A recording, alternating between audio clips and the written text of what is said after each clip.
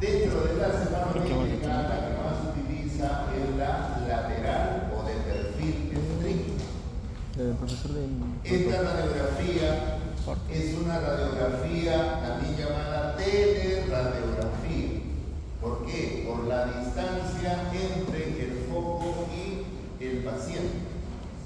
De tal manera que más o menos en un promedio de 1.52 metros, podría decirse, utiliza este tipo de radiación que va hacia el perfil de la persona para tener no solamente el perfil esquelético o de lo que significa la parte ósea, sino también la parte plana. Eso es lo que diferencia a la radiografía de perfil medio. Bien, es una radiografía del cráneo que es estandarizada.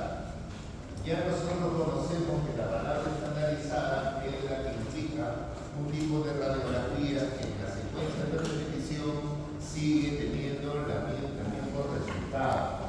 Es un tipo, cuando son estandarizadas, también se utiliza para lo que es las investigaciones.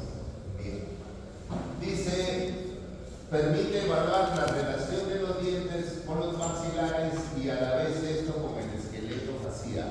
Vale decir que aquí nosotros nos involucramos cómo está el desarrollo que debe ser armónico entre los tercios medios e inferior de la cara con la base del cráneo o con el cráneo propiamente dicho, a partir de los cuales se han generado o se han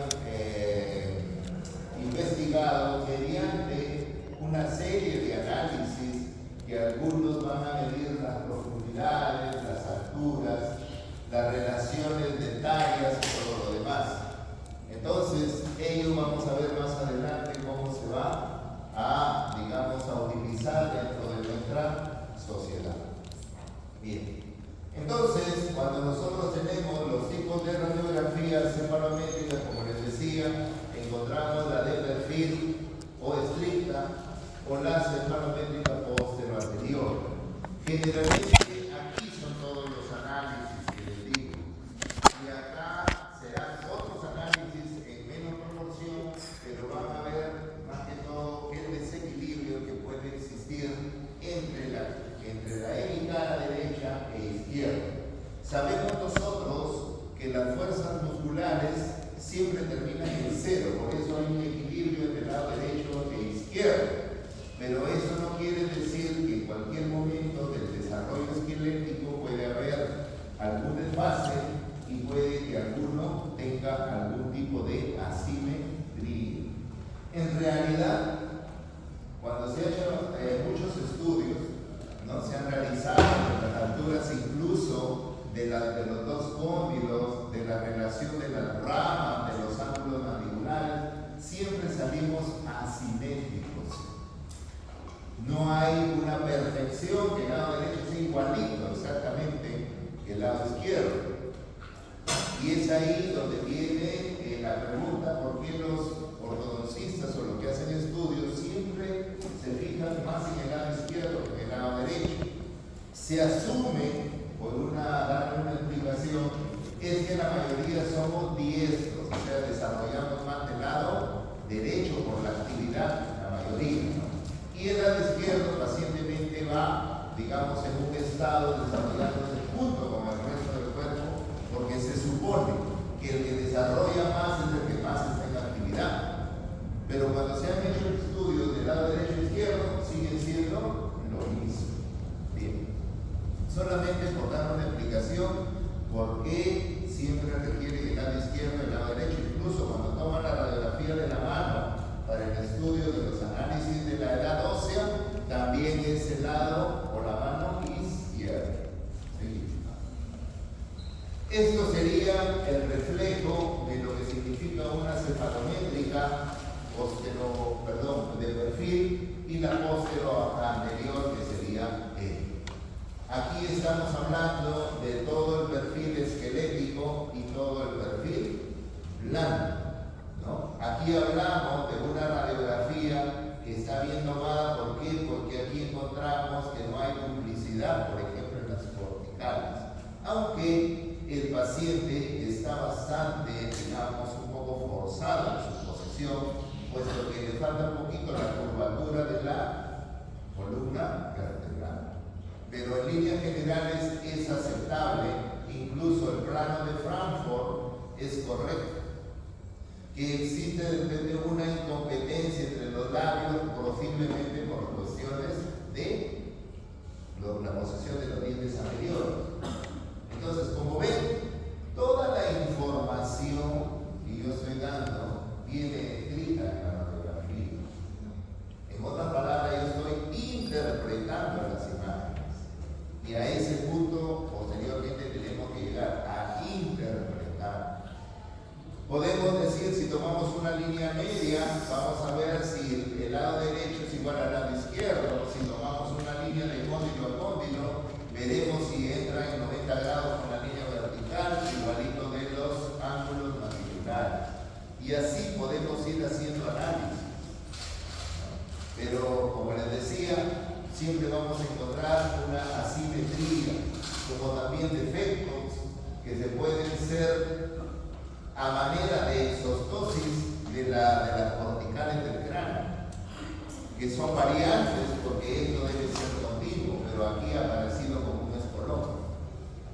Entonces, claro, eso quiere decir otra cosa. No vamos a entrar en ese detalle, pero estamos viendo que todo se debe reflejar, incluso se ven claramente los dientes, porque a veces el hecho de no tener una radiografía adecuada, no sabemos ni cuál diente vamos a dibujar. Y creo que ya lo están pasando ustedes. Bien. Entonces, aquí vamos viendo que estas radiografías nos traen una serie de informaciones donde vamos a plasmar nosotros básicamente nuestros análisis. Y eso lo utilizan mucho en ortodoncia. Bien. Entonces, aquí en los análisis, nosotros vamos a tomar las medidas que supuestamente debería tener como parte, digamos, de un estado normal del paciente. Pero ¿cuál es el problema? El problema es que nosotros, si nos medimos con los valores normales, no nos vamos a encontrar tan normal que digamos, y nos vamos a decepcionar. Como decía en algún grupo, las medidas o los análisis los han hecho en razas puras, podría decirse. Hay lugares donde se conservan las razas, tratan de mantener siempre su raza. Acá en Perú tenemos, como digo, de indio y de mandinga, chinos, morenos, los que son de la sierra, los costeños, los de la selva, todos tenemos una etnia muy particular. Entonces, ello hace que ese mestizaje tengamos, pues, no coincidamos.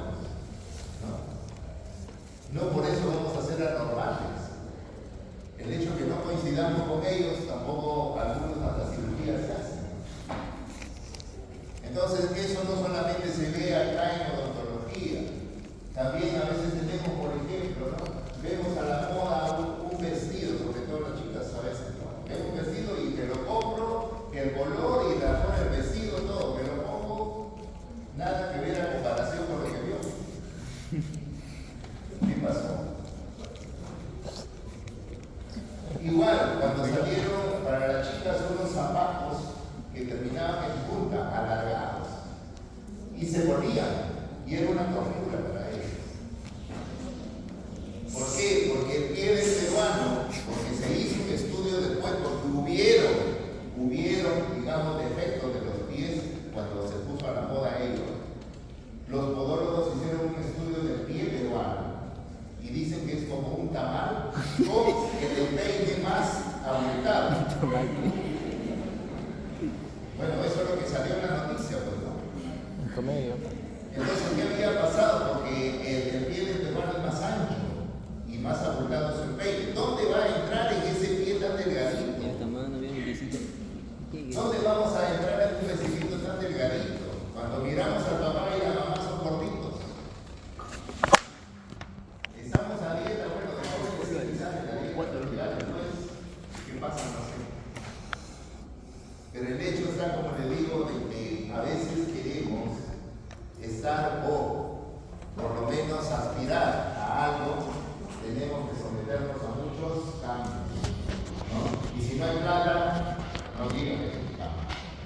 Entonces, aquí también, ¿no? Si queremos llegar a algo, tenemos que hacer nuestros, ponernos brackets, hacer nuestras cirugías, algunos tenemos mucho mentón, algunos tenemos más, somos más gorditos, nos quitamos la bola de luchar. ¿Qué no se hace? Pero el detalle está en que acá hay una gran inversión en base a estos cambios, ¿no? Entonces, ¿quién nos ayuda a ver o a estudiar qué debo de hacer? Es una radiografía cefalométrica donde voy a aplicar estos análisis. Análisis que son muchos y que debemos hacer un buen diagnóstico para saber qué es lo que yo estoy buscando. Incluso ahora con la inteligencia artificial, ustedes sacan su radiografía, le aplican el análisis y inmediatamente sale todo eso. Ya no necesitan tener estar con su lapicero y tanta cosa. Ya las máquinas hacen todo. Entonces, este tipo de análisis se ve en la parte esquelética, la parte también de tejido blando, donde cada línea o cada ángulo que se forma tiene una medida y hay que respetarla. Entonces, cuando uno planifica, porque antes de empezar a poner, incluso el barrio tiene que planificar qué cosa voy a modificar. Si hablamos de ortodoncia, hablaremos de modificación dentaria. Y cuando está en una edad antes del pico puberal, todavía habrá cambios óseos por remodelación. Pero ¿qué pasa si el paciente ya es más adulto? Ya tiene que ir con cirugía. Porque hay casos muy severos, como vamos a ver. Entonces, este hecho de tener o realizar un tratamiento también tiene sus limitaciones. No todos podemos también someternos a ello, porque de base está la genética, ¿no? A veces queremos tener tal o cual forma, pero definitivamente no nos sale, ¿no? La genética juega un rol importante. Aquí tenemos el equipo donde tomamos las radiografías cefalométricas. Esta parte se llama cefalostato, donde va a ir posesionado el paciente, ¿no? No se llama craneostato porque no estamos poniendo el cráneo, sino paciente vivo. De la parte del foco hacia donde se recibe o se va a plasmar la imagen, el receptor de imagen tiene que tener 1.52.4 centímetros, o sea, 1.52. Ahora, esto del cefalostato para posicionar al paciente lleva soportes laterales, uno frontal, donde el paciente va ubicado parado o sentado, dependiendo del tipo de equipo, pero ya va de perfil. La distancia que existe del foco hacia el equipo hace de que la radiación sea divergente. El diafragma, la ventanita por donde salen los rayos X que decían los ectopanorámicos, es una ranura vertical, ahora es un cuadrado. Y en el lado donde va el perfil blando, lleva una lámina muy delgadita de aluminio, muy delgada, de tal manera que esa lámina cuando pasan los rayos se atenúa, se debilita, llegando al perfil blando más débil y plasmando el perfil blando. El resto de radiación sí sale correcto con la misma intensidad, por eso es que plasma el perfil esquelético. Entonces no se olviden que existe esa lámina que atenúa los rayos X. Bien, entonces el paciente tiene que ser ubicado correctamente, sobre todo con el plano de Frambo. No olvidarse de quitar los aretitos. Es necesario quitar los aretes.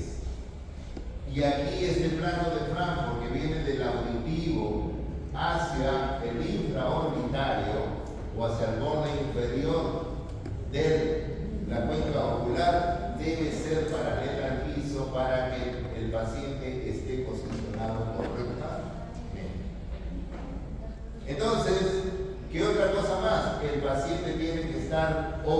ocurriendo. La oclusión debe ser normal o fisiológica, no forzada ni llevada por el operador, en este caso el radiólogo, ¿no? Tiene que ser su posición para que se vea pues dónde se encuentra el problema, ¿no?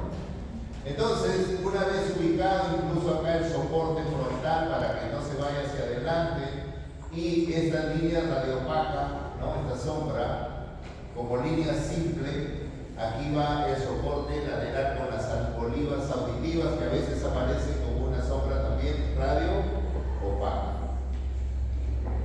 Aquí encontramos entonces, se va viendo la posición del paciente, como ven, ello también lleva un mandil que no tiene collarín, por si acaso.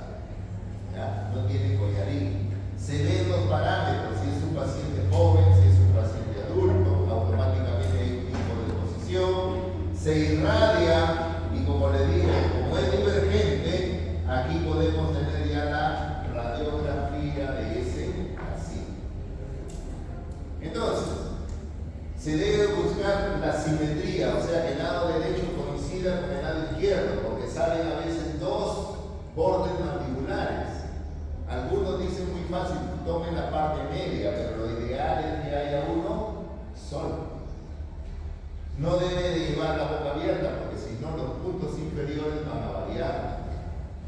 Entonces, cuando tenemos esta película, tiene que entrar el perfil blando dentro del chasis, ¿no? Para que salga toda esta parte, incluyendo la columna, sobre todo la zona cervical. Y los rayos X van a ingresar perpendicular a la película, sobre todo el rayo central. Entonces, estos requisitos que estamos poniendo ahí deben cumplirse al momento de tomar la técnica, ¿no? El plano de Frankfurt adecuado, el contraste entre y la nitidez que debe haber de sus corticales y lo que es radiopaco, radiopaco y lo que es radiolúcido, se debe dar en todos sus componentes anatómicos. Perfil blando visible y completo, incluyendo la parte más baja del mentón. ¿Ya? Todo esto se tiene que dibujar. Dientes en conclusión y evitar la duplicidad de las corticales. Entonces, teniendo todo ello, ya podemos nosotros aceptar una radiografía cefalométrica que tenga todas las características que nosotros queremos. Incluso se pueden evaluar los tejidos blandos. Este espacio aéreo a veces se ve implicado cuando existen los problemas de adenoides, aquellos que respiran más por la boca que por la nariz. Hacen de que este espacio aéreo sea corto, sea más delgado. Y también eso se tiene que ver si después del tratamiento vuelve a su normalidad o hay que operar al paciente de adenoides, porque siempre quedan respiradores a veces bucales. Cuando uno es respirador bucal, el aire que ingresa hace de que el paladar sea más profundo. Entonces eso acorta el sentido mesodistal de la arcada, la hace más estrecha. Entonces el paciente respira por la boca, no respira por la nariz, crecen las adenoides, se obstruye, el paciente sufre muchas veces de alergia, rinitis y se complica todo. Miren, solamente por ser respirador. Incluso algunos roncan y tienen un ronquido tal que no dejan dormir a la persona que está asustada.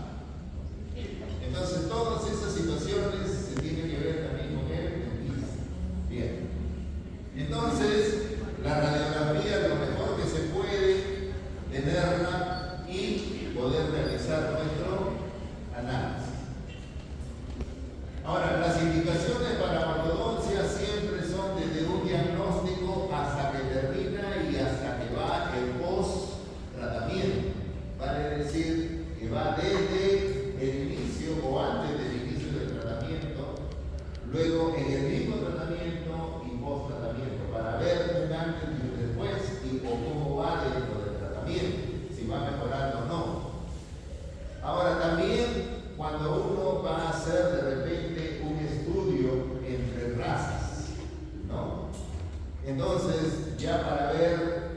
Si varía, por ejemplo, el punto N, si varía los ángulos SNA, SNB, qué sé yo, en una raza o en otra, cuánto varía, por qué se presenta así, ya son estudios de investigación. ¿Qué estoy utilizando? La radiografía cefalométrica también me va a ayudar en ello, ¿no? Por eso hemos dicho que es estandarizado. Entonces, cuando se presenta esta duplicidad, ya estamos dudando y a veces requerimos otra, o en todo caso, como dicen algunos, ya mejor toma el punto medio entre ambas y solucionado el problema, ¿ya? Pero tiene que ver los contrastes, tiene que ver bien delineado todo para que eso haga. Como ven, el perfil blando va hasta acá, la parte inferior. No es que se corte en el mentón, tampoco, no es, digamos, aceptado si se corta el perfil blando. Entonces, eso nos va a ayudar, como les decía, a delimitar las líneas y todo lo demás, para luego ir avanzando en tomar los puntos de referencia dependiendo del análisis y hacer los trazados, ¿no? Los trazados. Y en la actualidad, los equipos ¿Por qué usa la S, pecho? Ya sale el paciente. Usa la S que está en el y silla turca. luego Creo que no usa esa. aparece el perfil blando o en la foto y ¿Pero te das cuenta? el perfil óseo. Si es una S. Ahora, el hecho de tener la foto Fíjate. implica, y ya lo están haciendo también, que ahora No se nota, pero no se ve en la una silla. foto ya se puede estar haciendo un análisis cefalométrico. Imagínense, todo lo que ahorita está avanzando y cómo la inteligencia artificial está ayudando para eso. Pero el análisis, la concepción, digamos, todo lo que significa darle sentido o entendimiento a eso no lo tiene la máquina, lo tenemos nosotros. Por eso es necesario estudiar y comprender y darle sentido a lo que estamos hablando o estamos mirando, ¿no? Entonces, próximamente ya van a medir directamente en el paciente y ya de repente no van a hacer tantos análisis. Bien. En la cirugía ortognática, que es una parte muy especial porque aquí ya se van a evaluar la parte esquelética. Y no es una cuestión de poner solamente brackets, sino intervenir de manera quirúrgica. Evalúa el preoperatorio de las zonas esqueléticas y tejidos blandos antes de hacer la cirugía, ¿no? Y también el postoperatorio y sobre todo el seguimiento. Hay casos en que tenemos la mordida abierta anterior y esto hace de que por más que le pongamos bracket no va a cerrar. ¿Por qué? Porque Sí, tenía mordido o porque metió la lengua entre los dientes.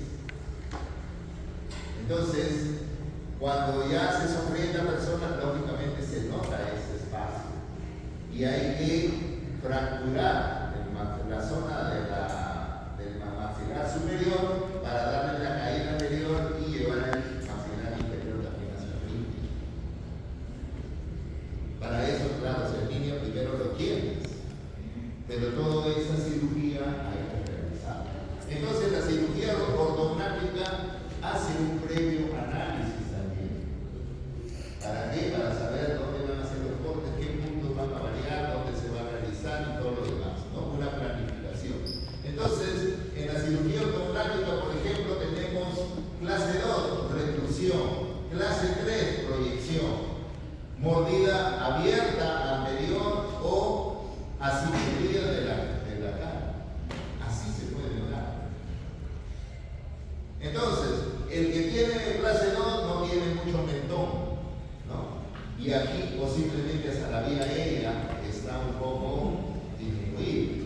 Sin embargo, en la clase 3, miren, está en una proyección mayor, entonces posiblemente la vía aérea esté. ¿Y cómo estará el gloides? Miren, ya estoy dando puntos para una tesis, ¿ah? Sin querer queriendo, están saliendo algunas preguntas que son motivo de algunos que de repente ustedes han leído y han dicho, ¿cómo está el gloides? El gloides en una clase de su posición normal. O en una clase 2, ¿cómo está el gloides? Los espacios aéreos, ¿no? Las capacidades aéreas. Bien, entonces, como ven, la posesión ya es más esquelética, ya nos vamos de frente a hacer la parte quirúrgica para saber dónde y cuándo vamos a cortar, para proyectar, hacer la distribución, poner las placas para poder sellar. ¿Qué hacer en este caso, por ejemplo? Las asimetrías. Entonces, si tenemos una clase 3, hay que retroceder y hay que ponerlo en su sitio. Mire cómo cambia el mentón y cómo cambia el perfil de la persona. Acá en una clase 2 se corta, se avanza y se sella y miren los perfiles. Como ahí es donde viene ese análisis. Ahí es donde debemos hacerlo. A veces que solamente, no solamente es llevar, si sale mentón, bien, si no, hay que acoplar mentón. ¿Cuántas personas que a veces conocemos hasta en la televisión, cuando vieron esa, cambiaron totalmente? Y ese es de donde viene todo ese proceso. Bueno, como hay dinero, por eso te digo, como hay dinero, sí, pero el que ya no tiene dinero, pues se queda así como está armado. Entonces, aquí lo que tenemos nosotros, o lo que estamos hablando, es de que cuán útil es la radiografía para planificar estos casos, en este caso de la cirugía ortognática. Mire cómo queda el paciente, hasta con metoplastía. Puro fierro no va a bastar. Estos pacientes no pueden ser sometidos a resonancia magnética. Ojo, no le vayan a hacer una resonancia magnética y quedan pegados en la mano.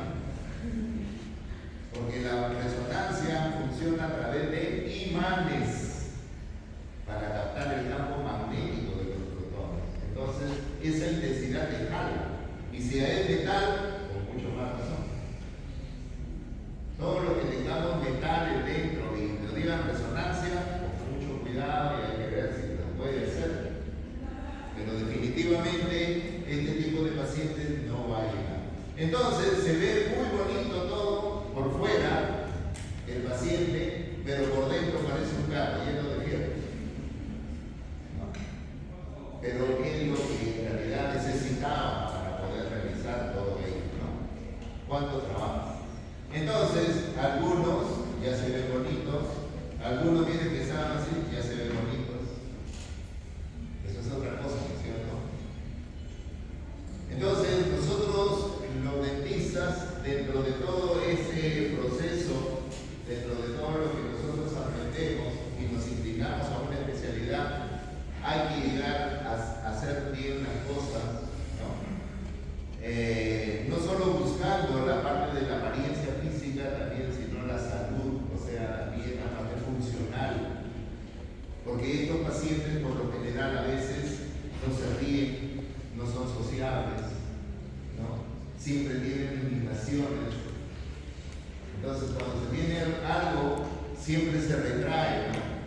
Para estar en sociedad, para conversar y todo. Entonces, cuando ya pasa ese momento, ya cambia la persona. O sea, psicológicamente también se ayuda. Por eso hay casos muy severos que no solamente entre el ortodoncista, el cirujano maxilofacial, el psicólogo, el nutricionista, todo. Es todo un equipo de trabajo. Entonces, como ven, la radiografía cefalométrica, si no hubiese radiografía cefalométrica, pues no hubiésemos podido llegar a todo esto, ni darnos cuenta qué es lo que está pasando. Si no hubiesen existido los análisis